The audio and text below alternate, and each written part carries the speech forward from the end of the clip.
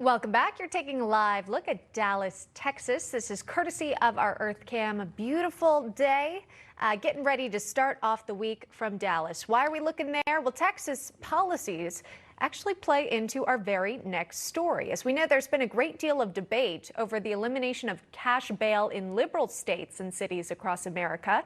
Critics have often attributed the progressive policy to spikes in gun homicides and violent crime. But in the state of Texas, that policy is now impacting misdemeanor crimes as well. That's according to our next guest.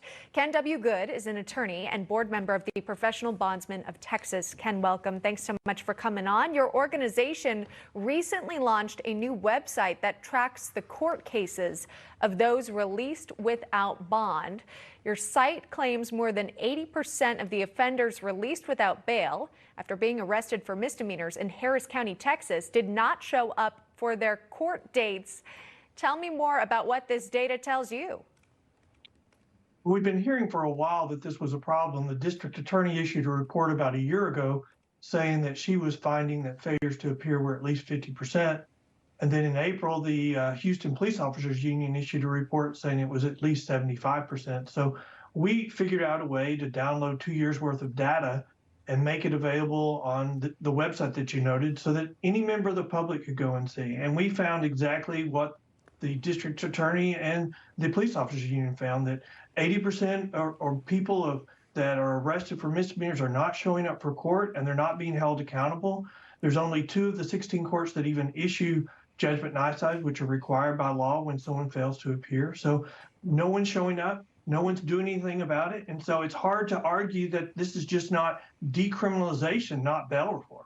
Yeah, well, people want accountability, right? And I think this site kind of takes a closer look at what is actually being done. The Harris County Criminal Courts at Law issued a statement sharply critiquing the accuracy of your website's reporting. We can read into it and then I'll get your reaction. It says, we're disappointed to learn of a new website spreading misinformation about court appearance rates launched by the Professional Bondsmen of Texas. The website provides information that is at best severely misinterpreted and at worst purposely misleading.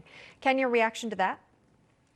Well, of course, they're going to attack bondsmen. They didn't attack the DA when she found the same thing. They didn't attack the police officers union when they found the same thing.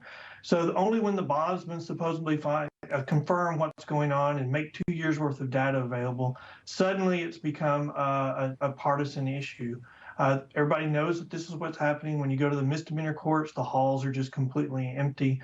And we've made a response on this website where we've took screenshots from the actual district clerk's website to document and establish that it's the same information we have. So they can either admit their records are wrong, then all the reports that have issued based upon their records are wrong, or they can just admit that we have the same records they do. All right. And again, this is happening in Texas. Again, not a liberal state. Final thoughts on that, Ken?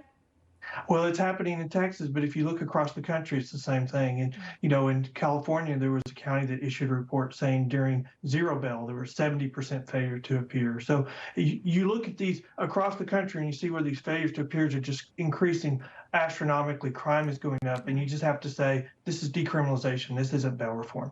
All right. We got to leave it right there. Ken W. Good coming on, sharing what he's found on his website. You can check that out. Ken, thanks so much. Thank you very much. You're welcome. Let's check in now with Alex Kramer. She's got some other stories we're following. Alex?